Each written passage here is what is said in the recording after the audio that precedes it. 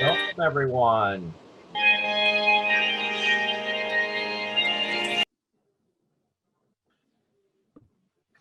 I'd rather imagine that the music would stop when I spoke up. Welcome to Presbyterians for Earth Care 25th Anniversary Celebration and Awards Presentation.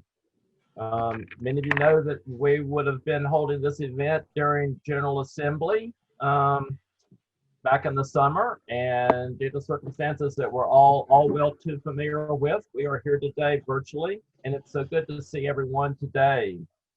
I wanted to open by acknowledging that, as so many of us do in Presbyterian circles these days, that we are living on the ancestral lands of Indigenous brothers and sisters.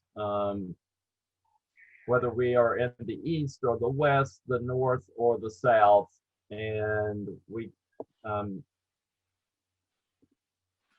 give gratitude for the contributions that our Indigenous brothers and sisters are making and continue to make in this land in which we all now inhabit together. I wanted to open with a reading from Jean Vanier and his book, Community and Growth. There is always an element of sadness in celebration. We cannot celebrate without alluding to it, because there are people on this earth of ours who are not celebrating, who are despairing, anguished, starving, and mourning. That is why all celebration, which is like a great alleluia and a song of thanksgiving, should end with a moment of silence in which we remember before God all those who cannot celebrate. Join me in a moment of silence. Probably nothing.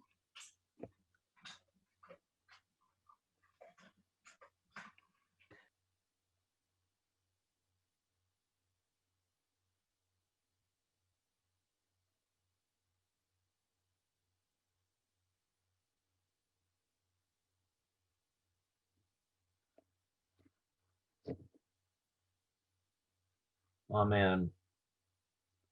So, as I said earlier, this would normally be taking place over lunch tables during General Assembly. So we have got two breakout sessions planned today that bookend our presentation by Rebecca Barnes. And so in just a minute, we are going to randomly put you in breakout rooms. We'll be in those rooms for 7 minutes. That's to allow roughly 1 minute per person just to introduce yourself and share, and then move on to the next person. And there'll be a 2-minute warning when we are approaching the time to come back together. Would remind you that in the main session, if you'll remember to keep yourself muted, that will reduce some of the maybe too much spontaneity for some of our preferences. And also, if you have questions during as we move forth together, be sure to enter those in the chat room. We may have time to address some of those today, and if not, can follow up and do that. We plan on being together until about 1:30, and in addition to our keynote presentation, we'll have readings from the stated clerk and one of our current co-moderators, and of course our awards celebration and a little bit of music. So have a great time in the chat room.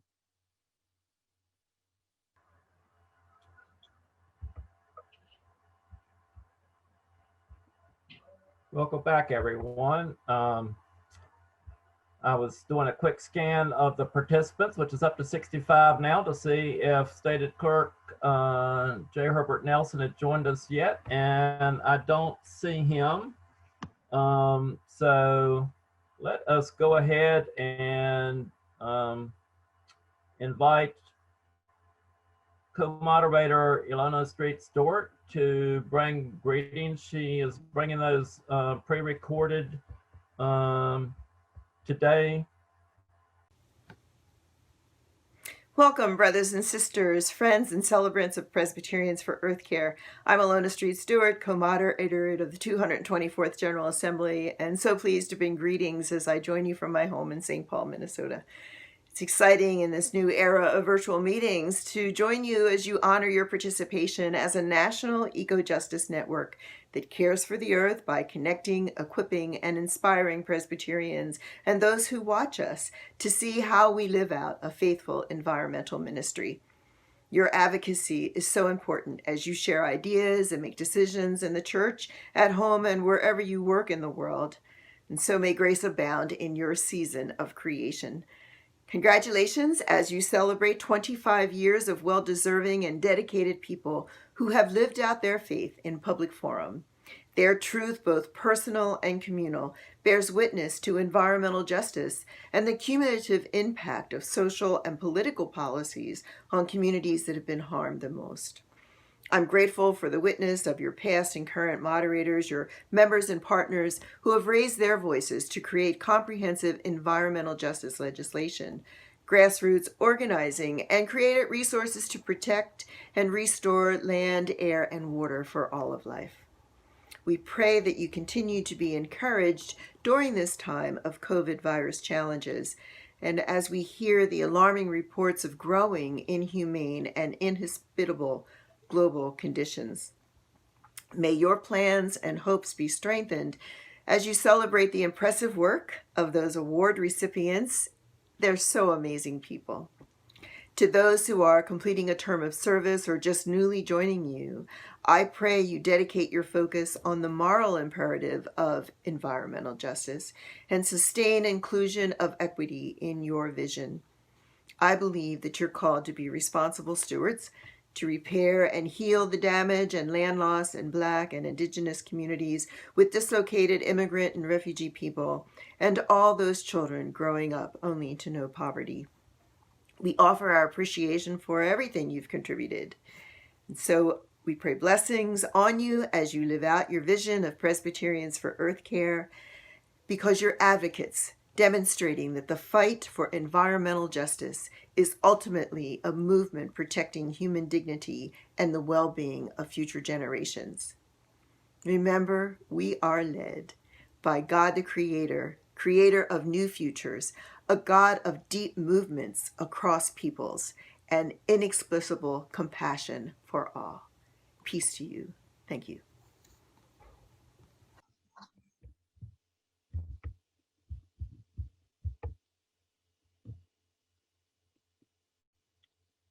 I did a quick scan of participants well, let me first say that many of you would know that Elona Stewart is the first Native American moderator that we've had in the Presbyterian Church, and we celebrate her gifts, the diversity that she brings to leadership of our denomination for a time such as this. She is serving, of course, as a co-moderator with Gregory Bentley, a pastor, and we look forward to their leadership over the next almost 2 years now. I do not see J. Herbert Nelson in the room, but I'll pause a moment to listen for his voice in case I missed him.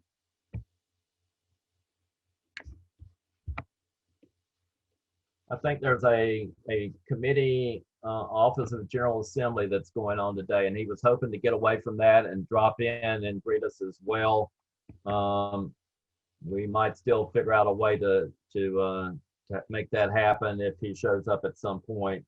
But at this point, I would like to introduce the Reverend Bill Simplasti Jarman, now retired former coordinator of Social Justice Ministries and Compassion, Peace, and Justice Ministry with the Presbyterian Church USA, who will introduce our speaker for the day. I value Bill's friendship, which goes back as long as this organization has been in existence, and about 10 years before that. Phil, welcome. Thank you, Dennis. Very pleased to have the opportunity here to introduce our main speaker. In 1999, a young woman finished up a young adult year as a volunteer with the Health Ministries office.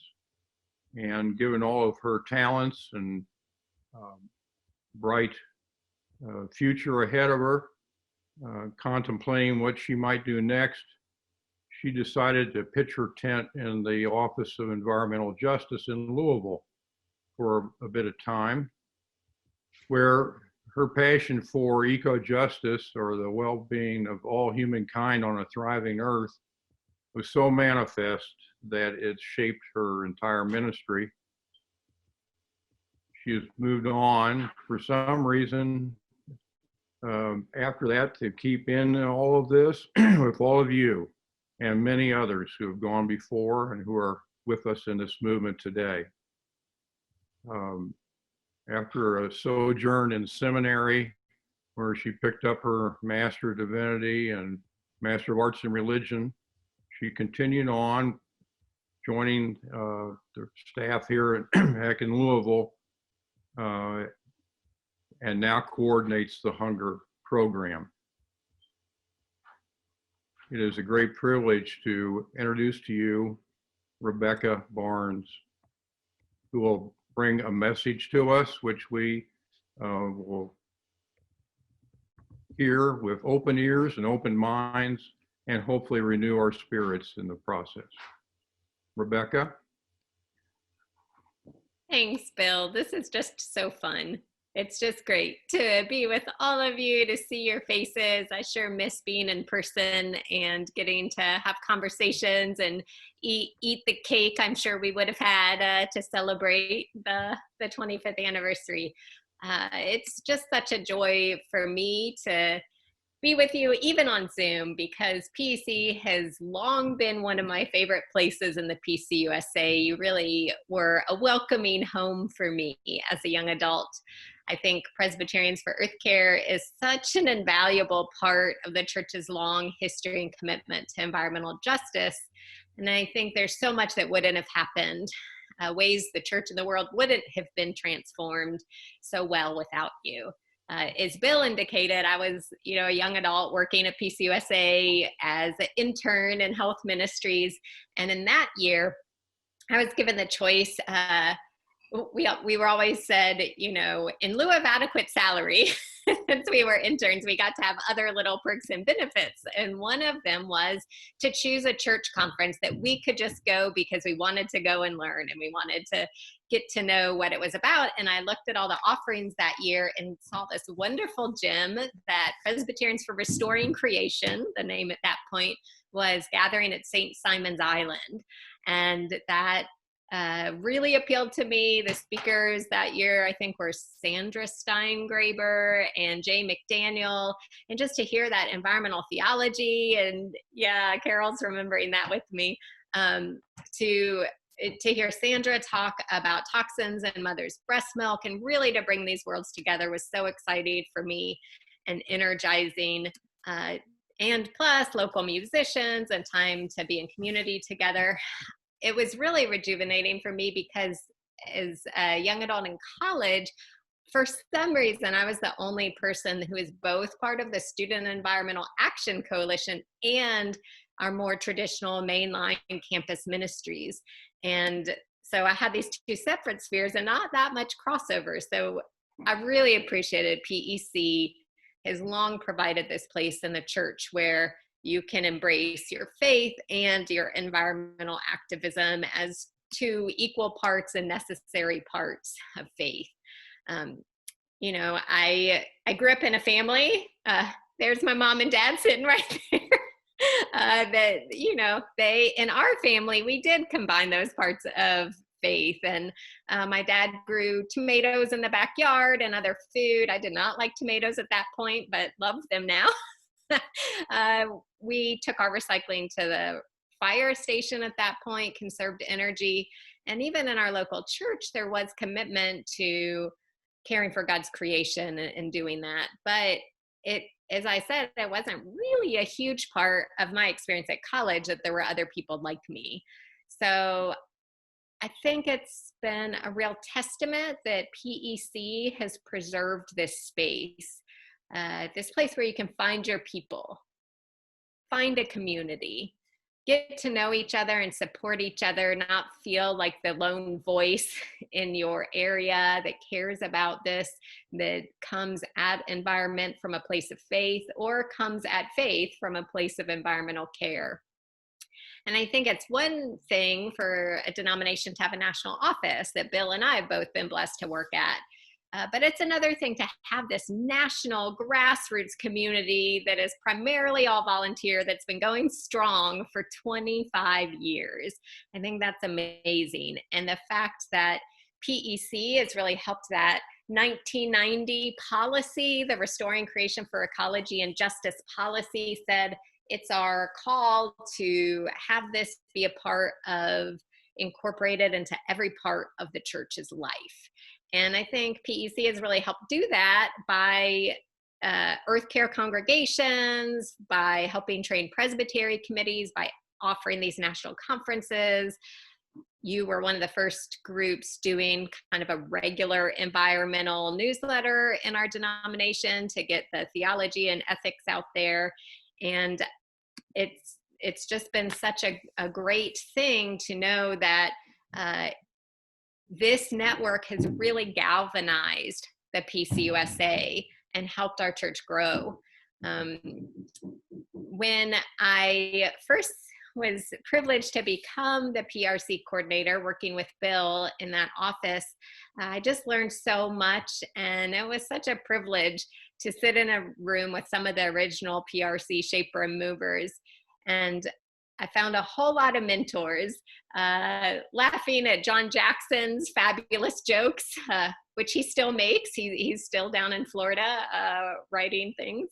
The quiet wisdom of Bill Knox, the creative and poetic leadership of Nancy Corson Carter, the conference planning genius and detail work of Janet Adair Hansen, so many more. You all were such a gift to me and my faith development and my shaping as a person. That whole committee I got to serve alongside in the year 2000, and all of you who've come since are inspiring to me. For a young adult at that point in my life, PEC was and is an important model of how the church could be. I hope that's part of what we take into the future. How can we in PEC help young adults see the church as relevant, as willing to take risks for justice, as being open to change and learning and new understanding? I think there are young adults all over who could use a place that tells them that they're loved and embraced and encouraged in their activism, and that activism is a mark of faith. One of the General Assemblies recently passed, with Bruce Gillette's help, a overture adding a mark of Christian membership in our Book of Order is caring for creation. So how do we continue to amplify that message and help push the church where it needs to be pushed, to think about the future and how we can position ourselves? When I was in seminary, after having served as the PRC coordinator, I was drawn to write a thesis about how sacraments invite us into relationship with and care for creation. And that, again, is because PEC left such an important mark on my Christian faith. The conversations I'd get to have just around the steering committee room, or thought-provoking sessions at PEC conferences, Carol Johnston, Tricia Tull, Neddy Astudillo, folks who are on this call, and also more, really did touch me and my theology. Asking questions like, what does baptism mean if we don't have access to clean water? How does that shape our theology? How do we share Holy Communion without healthy land, healthy, just labor, and good food systems? So I hope PEC continues in this tradition of asking questions theologically, ethically, morally, encouraging creative worship. I always loved our worship experiences together. And to continue the dialogue, the complexities that Elona just talked about of how ecological, economic, social and racial and gender justices are all intersecting, interlocking issues that support one another. And we do it all together so that all people are cared for on a thriving earth. The other thing that I really value and want to remind us is that there were a couple years when the General Assembly had reduced national funding to the point that, you know, the national church couldn't sustain all of the things it had done, though we know actually Bill SJ continued to do the work, and in the hunger program, Andrew and Melanie still incorporated climate and environmental into workshops, but officially the reduced funding was something that PEC really organized around and said, we need to be clear that this is national church calling, that yes, we have PEC, yes, we have people in presbyteries, but it needs to be clear at the denominational offices in Louisville that we do environmental ministry. So as you know, that now is under the umbrella of the hunger program because of the way those issues intersect. And Jessica Maudlin Phelps is our sustainability and earth care concerns coordinator now, who does a lot of that work, and I continue some of that as well. But it really was due to PEC's organizing and pushing and advocating that created a channel. Those were the years I was in seminary. And as I was discerning a call after seminary, I loved the local church. I loved my experiences of chaplaincy, but I was on the phone with Bill and he said, well, the position that Katie Holmes was in, she's moving on to teaching, and that might be something to consider. And that position only exists because of PEC and your advocacy, and created a place for me to come back to after seminary to combine my faith and my commitment to caring for God's creation. And also, you all provided a lot of the legs for the Earth Care Congregation program. So I'm sure everyone knows that is lodged in the denominational offices so we can certify and recognize and connect congregations to each other. But it was Jane Laping and some others, I think Alan Jenkins and a couple of people who really did some brainstorming and research and helped create that program. So while Bill and Katie were there on the national staff, it was PEC kind of providing that whole community of witness that has created probably one of the strongest congregational programs still that I know about that is really thriving. So really just appreciated so much that this support for the denomination, pushing us when we need to be pushed. And I again hope that is something that PEC will continue to do, that you'll push for adequate resources, time, and attention given to care for the earth and all people whenever the national church or General Assembly forgets its calling. And all the time I've been connected to any sort of national church environmental things, I've seen how PEC has walked alongside and been there at every step. And it's 25 years now. It's more than half my life. This is such a testament, generation after generation, taking up the torch, inspiring young adults that there's really a place, a people, a community in which we can be Christian and environmental activists, where you're charging the church to prioritize caring for God's creation as we relate it to other justice issues. You've re-energized some of us who've been worn out or worn down from the hard fight and given a space for Sabbath and reconnection and re-enlivening with arts and worship and creativity.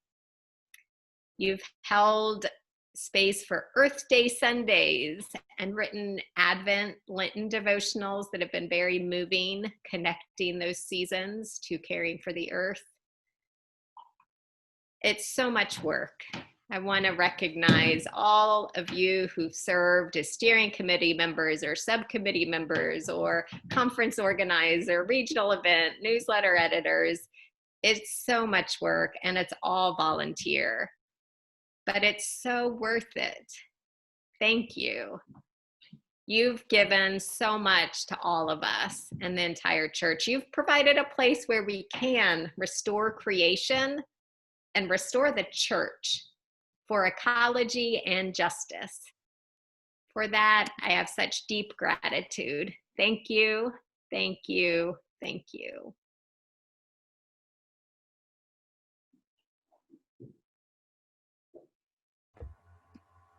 And thank you, Rebecca. We so much appreciate your friendship and your collaboration and your vision. And people are echoing the creativity comment in the chat room. Thank you for bringing out the best in all of us. We appreciate your leadership. So, J. Herbert Nelson is with us, the stated clerk of the Presbyterian Church USA, Reverend Dr. J. Herbert Nelson, a friend of many of us. I can remember in his previous capacity with the church, with the Office of Public Witness, spending time with us in at Montreat at one of our conferences, and a prophetic voice in our denomination in these times of changing climate, for us to move in new directions as a denomination in achieving climate justice. We welcome you to bring us greetings as well. So glad to have you here today. If you'll unmute yourself and share with us. Thank you. Thank you so much for having me. It is indeed not only a pleasure, but certainly an honor to be able to celebrate this anniversary and to know that the continued work of dealing with earth care and our environment is certainly continuing in this denomination. I remember a few years ago when I was in Washington, D.C., and we were dealing with earth care congregations, and our denomination, and I'm going to say this bragging on one end, but also telling the truth, just overwhelmingly was embraced by the work that was done, and being able to have the number of earth care congregations that we were able to present at that particular event that was actually given on the Hill. And I had an opportunity to say a few words. Rebecca was running and doing what she usually does, and that's working, and making things happen behind the scenes and making sure that things are going well in front of all of us.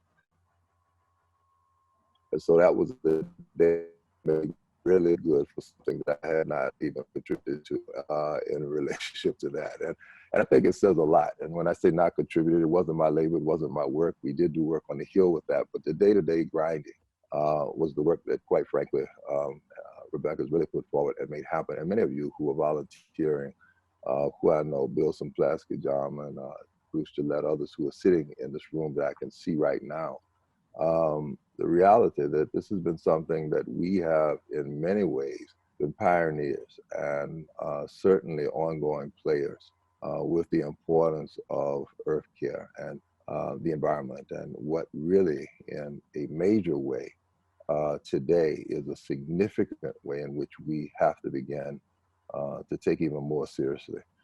And I say that from the perspective that we are seeing in so many tragic ways in this period of history, a pressing back on what it really means to take care of what God has given to us. I am almost ashamed oftentimes looking at the news and in other places and reading and seeing the ways by which we in the United States are in some ways not just pedaling backwards, but almost non-existent when it comes down to the issues of dealing with our earth, with dealing with what humanity needs to continue the air we breathe, the continuation of how we treat animals and that are a part of our ecosystem, and all of these things that make sense in this period of history. Certainly it is sickening when we think of the work that so many of you all have put in around that table, but also other denominations and other groups that have done the same. I'm sure when we begin to think about Elona and what Native Americans did to cultivate such a strong sense of understanding of what God created through the flowers, the trees, the plants, the ecosystem itself, and what all of that means in this period. Just to see the waste that we are dealing with regards to land and what's taking place with our land today, and the greed that follows all of that, and what that does ultimately to humanity and to children who are yet unborn, and the opportunities to think through what it means in this period of history to at least look back at some point and say that we've done something great as a nation. You all have continued that struggle, and it's oftentimes one that we don't hear a lot about on the front pages of our newspaper, but yet so important. And I just want to thank you on behalf of this denomination for the continued work that you all have all done just to continue to push the card, to get involved in some serious social justice work, and to also be a voice of our denomination and in relationship with others, to be able to claim that which the Lord talked about in the very beginning, and that was the earth and our responsibility to it, our stewardship, and how we are called to be good stewards, even in this period.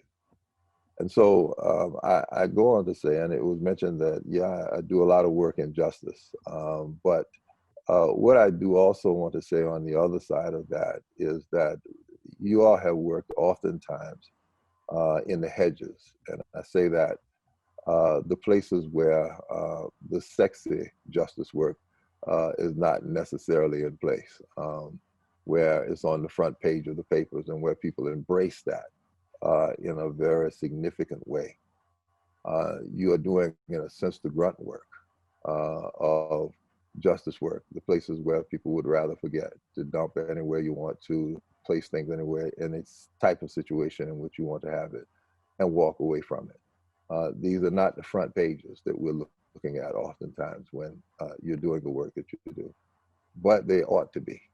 And I think that's one of the things that we're making a commitment to continually support the work of justice around the earth, because it should be on the front page of every paper. It is the life-sustaining elements and work of our own life. We breathe the air.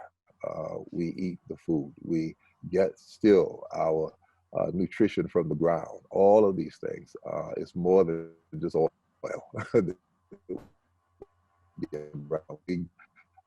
very seed and roots of those things that we put in our mouths every day, and that sustains our living.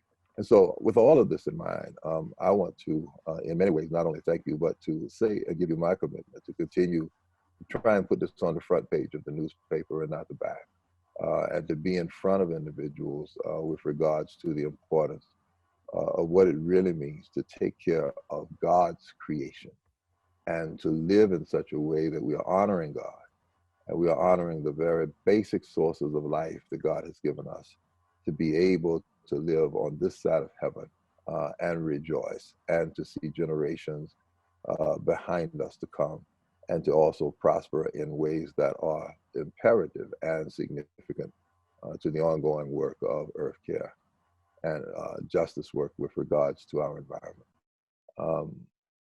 Continue to lift up the banner. Know that you have a state clerk that is in your corner. Call on us in our work at the General Assembly when you need to, and call us out when you need to. We are continuing to, in fact, I just left a meeting where we are continuing now to reform, to reshape, to, in a sense, redo the office of the General Assembly in some significant ways, that we might become a 21st century part of the church, and that many of the old antiquated ways in which we have taken forever to deal with overtures and deal with issues of righteousness and all of the hoop jumping that has had to be done over the years. We're basically doing everything we can to eliminate a lot of that so that we can get to the places of the greatest resistance to the gospel. And no matter how long we need to stand, we just stand there. And we are there letting people know that, again, we're on the right side of justice. We're on the right side of making sure that we are helping to secure lives and to help individuals live lives that not only can be secure, but expansive in ways by which their blessings will actually become a part of a much larger blessing pool of those who need it, and children and others to come. And so keep digging, keep pushing. And even when you feel like you're not being heard, take your foot and kick a little bit. And I know that's what you've been doing. Just do it some more. We've got work on this side of heaven to do to make this place the way it ought to be and to help generations to come. And I just want to thank you. And Rebecca, thank you again for your leadership and what you have been doing oftentimes in what is a small shop, but continuing to do the work. Oftentimes where I know you're not heard, but you still do the work in your fight. And oftentimes in which, quite frankly, the church sees this as an aside. And even in our national headquarters, sometimes we see it as an aside. But the reality is, we'll keep pushing with you and know that we're putting things in place so that that will not be a part of the continued future of this denomination. So thank you. And thank you for having me and to say some words here. This is really an honor. I really feel touched by the opportunity to be here today and to see folks like Bill Plasker-Johnson and Bruce Gillette and all these folks that I've been hanging out with from time to time in the life of the church who've been shaking trees and causing trouble and doing a whole lot of other stuff. It's good to be invited to be a part of this company.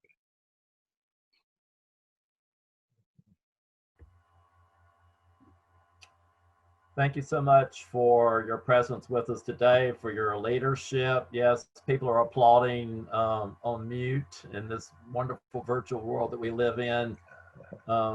We appreciate, again, your solidarity with us and your leadership at a time such as this.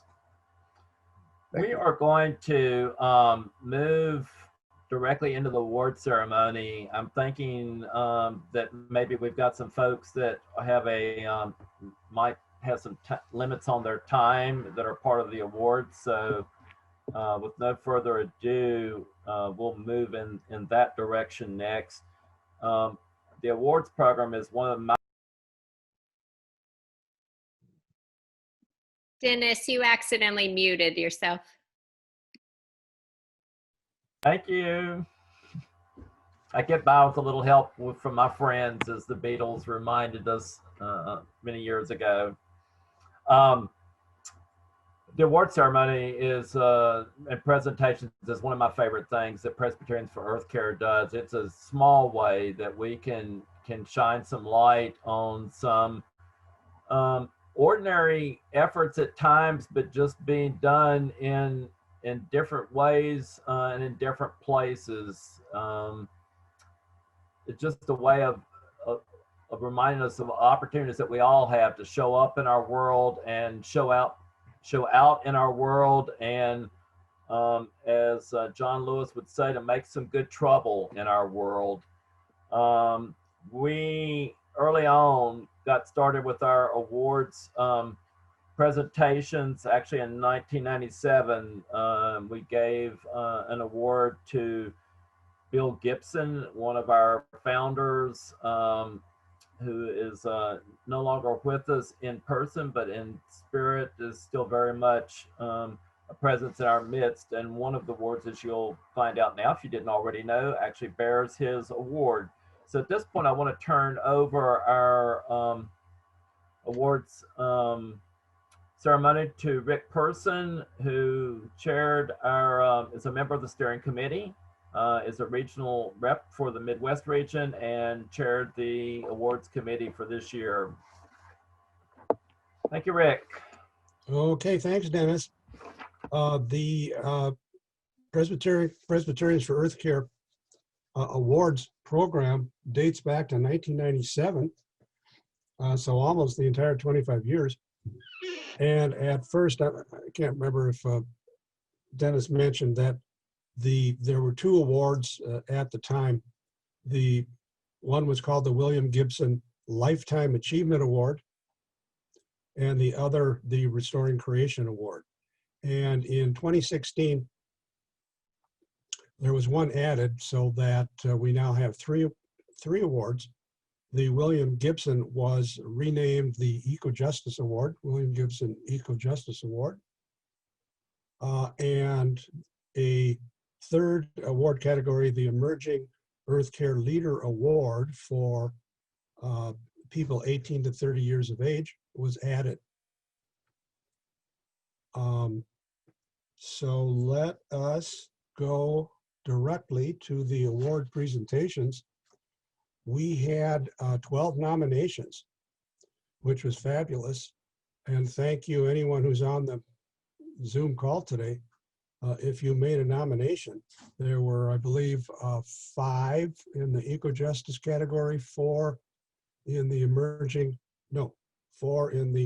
Restoring Creation Award category, and 3 in the Emerging Leader Award.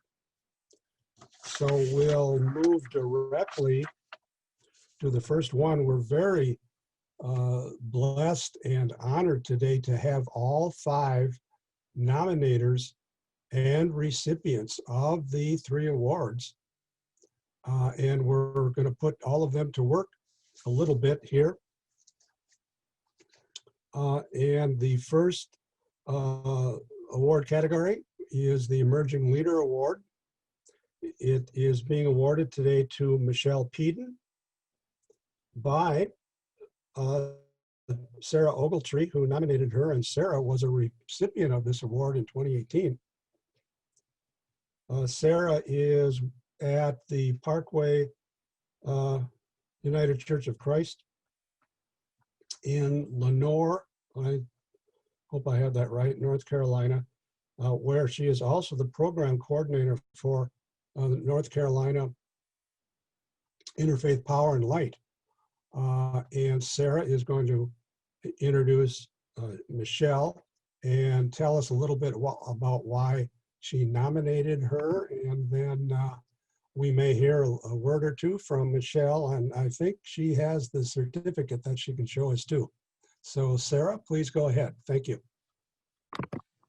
Thank you, Rick, and hello everyone. It is an honor to be with you today. My name is Sarah Ogletree, and I am the program coordinator at North Carolina Interfaith Power and Light, which is the Creation Care and Climate Justice program of the North Carolina Council of Churches. And it is my honor to introduce Michelle Peedin, who is my friend and my colleague, who is doing incredible work in these areas. So just to tell you a little bit about Michelle, Michelle is the program coordinator of Partners in Health and Wholeness, which is a program of the North Carolina Council of Churches.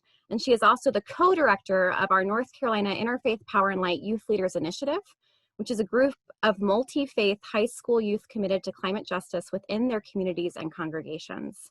She is an advocate for climate justice, justice for farm workers, and youth empowerment in social and environmental justice movements. Michelle is also the president of the board at Lila Latinx LGBTQ Initiative, an advisor to the United Church of Chapel Hill, North Carolina Youth Group, and a volunteer with Student Action for Farm Workers.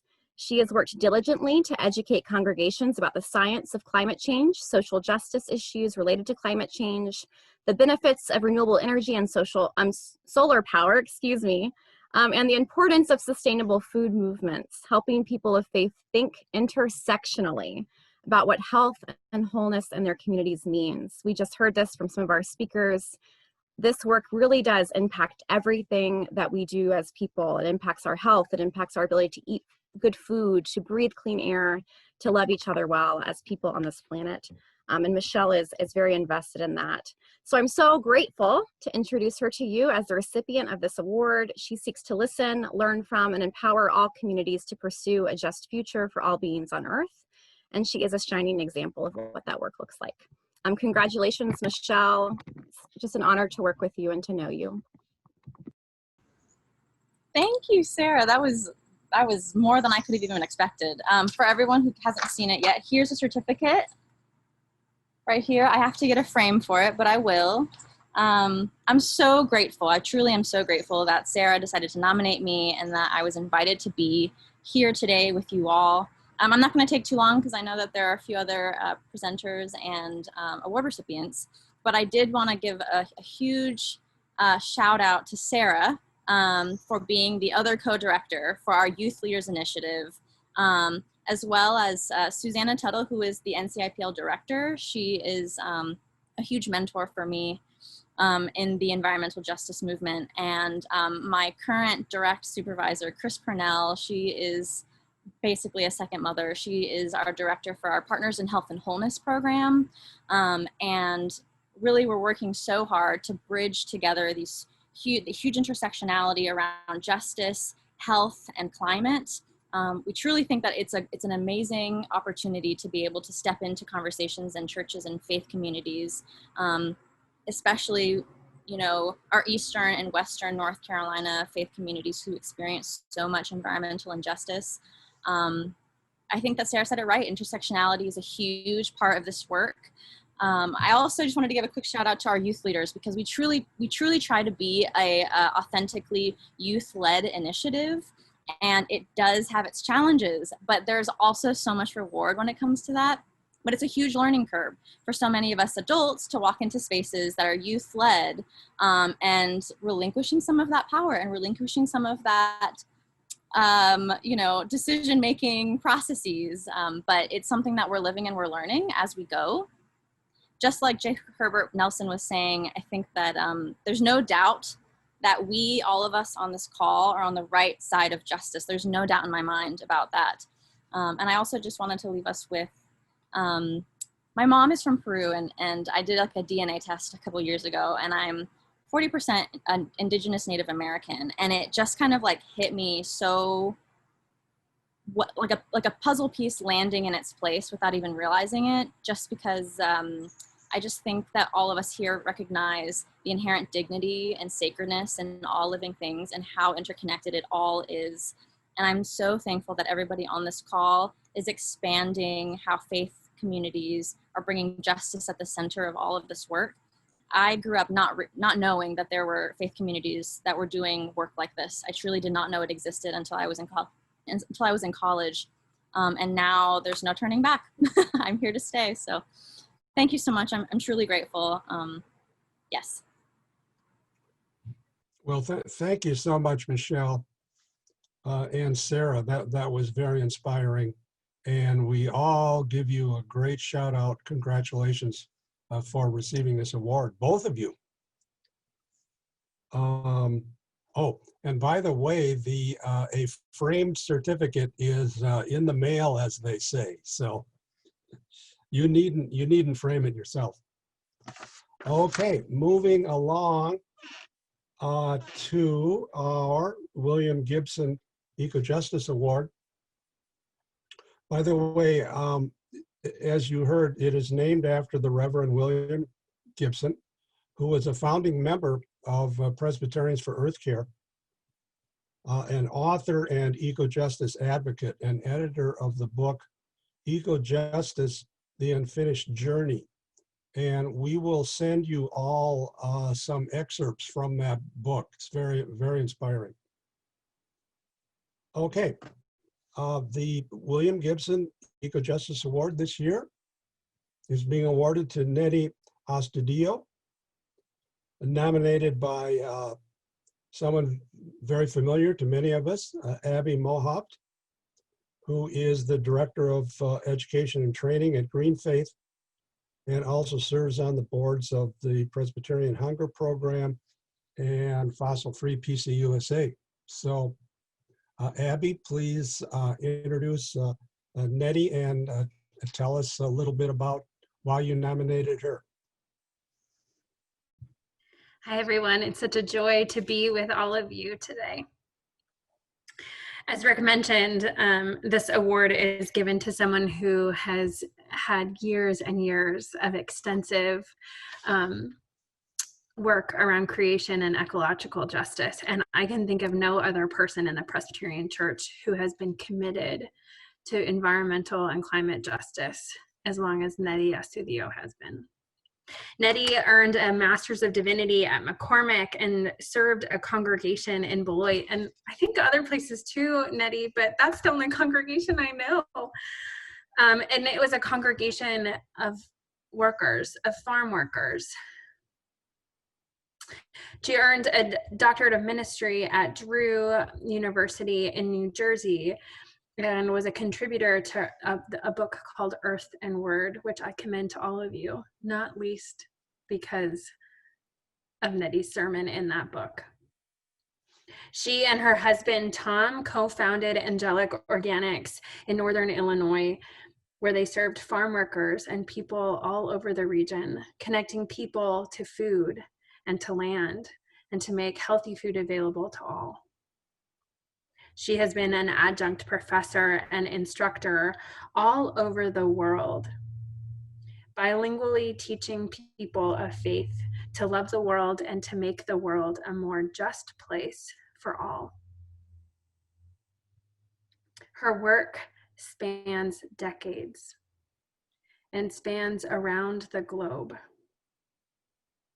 And currently she is an organizer for GreenFaith, organizing people of faith in Florida and around Latin America, and teaching me and so many others about what it takes to train other people to love God and love the earth and each other with our whole selves. Neddy brings a spirit of connection and joy and embodied hope to her work, and a commitment to eco-justice. Neddy, congratulations on this award. Muchas gracias, Abby, for this precious nomination, and thank you all for this award, which I show as well. That brought tears. I wanted to share that when I was young, we moved to Argentina during a time of political turmoil. And in spite of my young age, I experienced the church trying to be a witness to Christ's good news in solidarity with those who were suffering persecutions. But we were able to spend free time and vacations on the beach and in the countryside. And it was in the realm of nature where I experienced peace and beauty and connection and freedom. As a young woman later on back in Venezuela, it was the killing of dolphins by the shark and tuna industries and the consequential threat to indigenous fishing cultures what opened my eyes to what I later understood to be the groaning of creation. But then I found a church that it was mostly silent to this kind of injustice. So I'd like to say that it was the groaning of creation that led me to the United States to go to seminary, and later to a farm in northern Illinois, and then back to Mexico, Bolivia, Guatemala, Peru, and now to Florida, to make sure that I continued finding and sharing God's good news for creation, and to continue working with the people of God to be a witness to Christ's good news.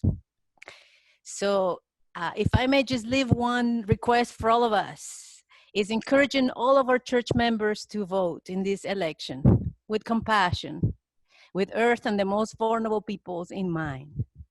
If scientists are right to say that we only have 10 or even less years to revert climate change, then there is no time to lose. So let's trust that these 25 years of experience has equipped us with authority and to be a witness to God, the God of all creation. So thank you so much for this honor. Blessings to all of you, and I look forward to continue working together. Thank you. Thank you so much, PCUSA. Blessings. Well, thank you, Neddy, for those moving words. We truly have an international group here today and recipients of our awards, which is wonderful to see. So again, congratulations to you, Neddy, and thank you, Abby, for nominating her. Okay, moving on to the third award, last but not least, is the Restoring Creation Award. I thought sorry, I forgot to mention before we move on that we have two other recipients of the Gibson Eco-Justice Award with us, and that's Rebecca Barnes and Dennis Testerman.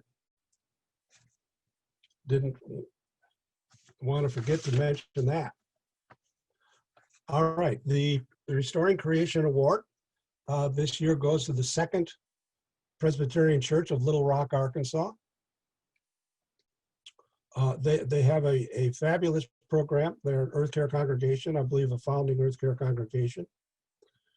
And to receive the award is Ann Owen, who is the sustainability coordinator of Second Presbyterian Church.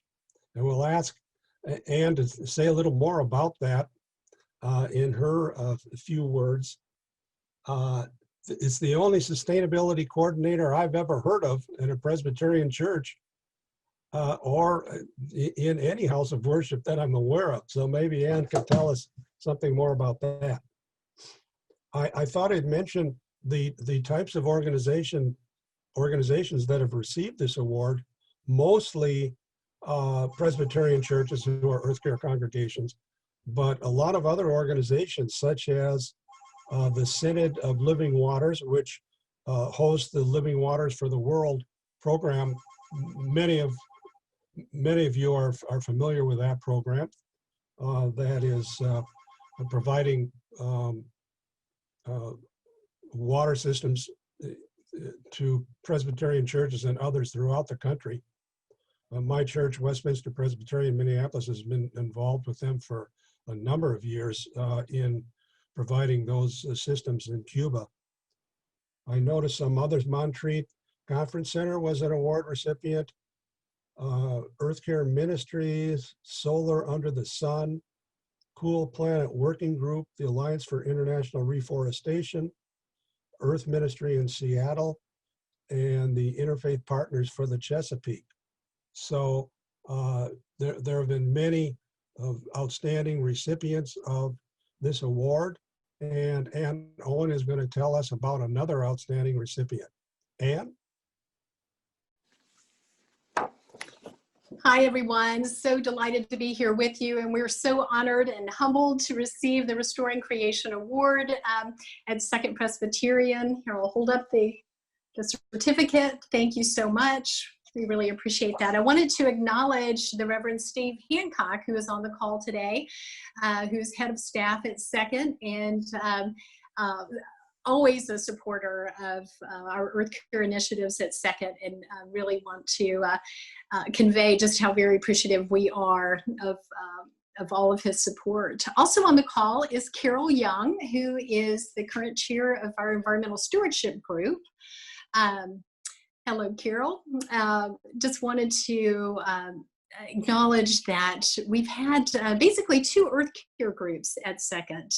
We had one that started in the 70s and I think existed until the 90s, and our Earth Care group, which we call environmental stewardship at Second now, and its current incarnation started in 2009, which was right before we became an Earth Care congregation, the inaugural class, as you mentioned, Rick, in 2010. So we've been an Earth Care congregation now for 10 years, and we really appreciate that program, and kudos to Jane Laping and all of those who had a hand in the formation of the program. We're very appreciative. It really gives us a wonderful framework around which we can plan our Earth Care activities. So thank you so very much. And we appreciate the opportunity to have been selected for that pilot group. So thank you for that. Just to mention a couple of the things that we've done most recently, we installed solar panels. We have 81 solar panels, which we installed as a parking lot array last year, in addition to 2 car chargers. So we were really appreciative of our congregation who included that in a capital campaign a couple of years ago, and we were able to get that installed last year. So another kind of new thing that we've been doing in the last year or so is composting at the church. And we partner with a local organization, a local small business called the Urban Food Loop to collect our compostables weekly, mostly food scraps. So that's kind of a neat new thing that we've done. We were appreciative of the opportunity to co-host the PEC conference a few years ago at Ferncliff. It was wonderful to have everybody in our backyard and to experience the wonderful camp and conference center that is Ferncliff. We also hosted a few years ago a drawdown conference, which drew a lot of positive feedback, and we hosted Catherine Wilkinson, who is the senior drawdown writer for that conference, and so she was a wonderful keynote speaker for that gathering. So those are just a few things that we've been kind of working on lately, and I wanted to also acknowledge all of the staff and as well as the congregation for our Earth Care initiatives and the support that they receive. It takes a village, as you know, to do this work. So we're very grateful to everyone at Second, and very grateful to PEC for selecting us for the Restoring Creation Award. So thank you.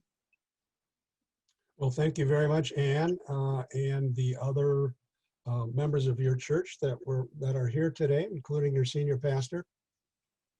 That concludes the 2020 awards presentation, and I'll turn it back over to Dennis.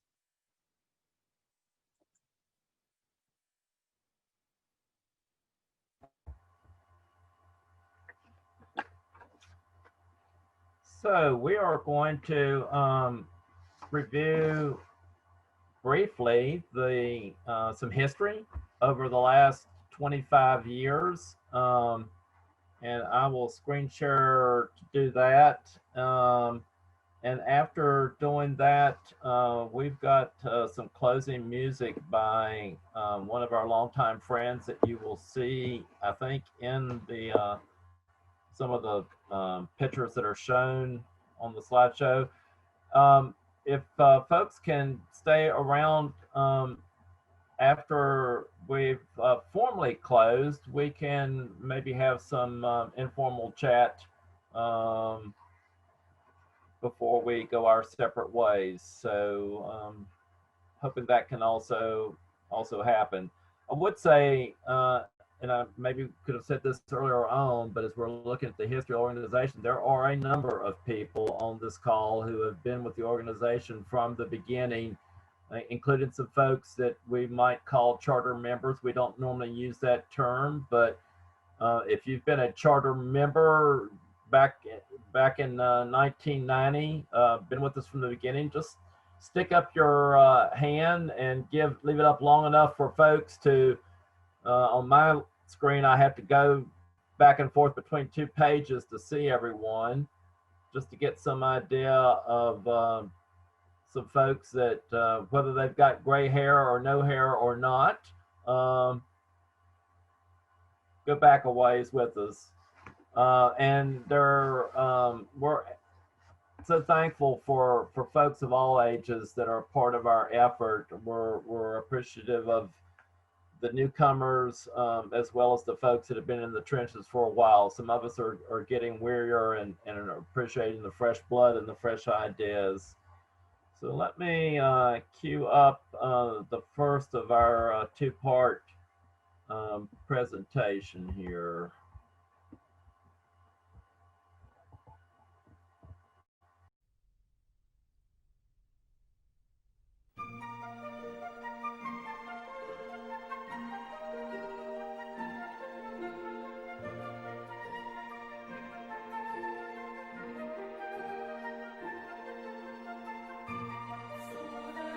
For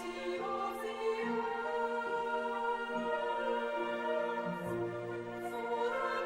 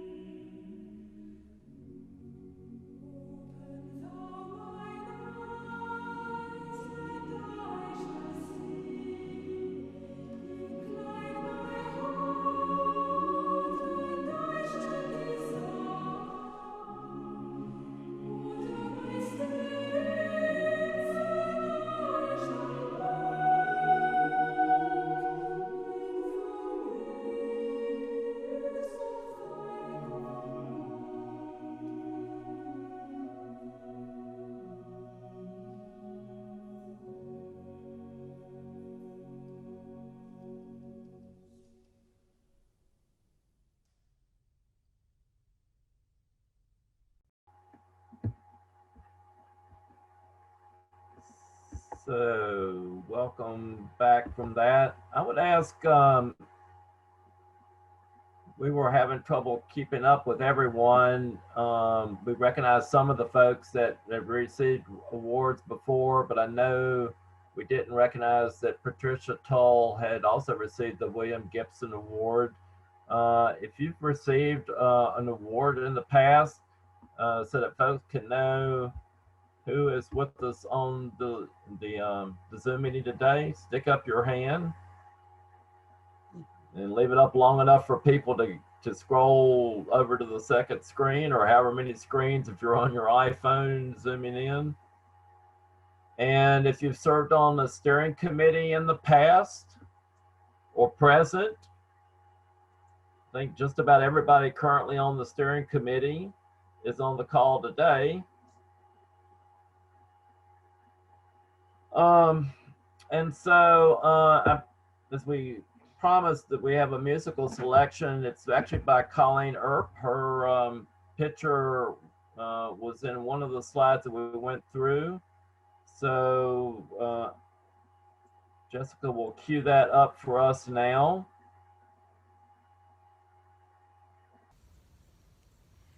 Hey friends, Colleen Earp here at Camp Hanover in Central Virginia, the traditional lands of the Powhatan people, and right in the middle of the James River watershed, part of the Chesapeake Bay watershed. It's been a little quieter in this place than usual these past 6 months, so I'm hoping you'll join me in making a joyful noise. We'll sing a few verses of All Creatures of Our God and King.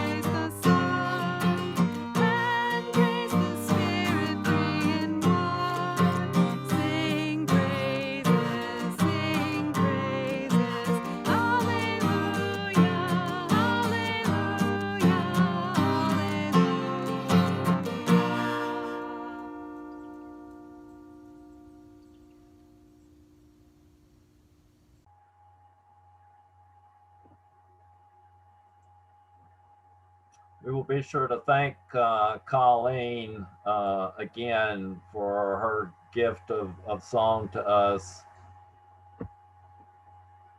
Like all good things must come to a close. We're going to officially close, and then the Zoom meeting will stay open for a while for informal conversations. For those of you that can stay around, I see some have already had to leave due to schedules and other commitments today. As we go, remember that we are all in a world that is both beautiful and bountiful. We are fearfully and wonderfully made, created by God for a time such as this. In the same ways that we have drawn strength from one another over the past 25 years, go knowing that we have these wonderful ties that bind us out into the future as we face the challenges that lie ahead. Thank you so much for joining us today and for being a part of this. Love to you all.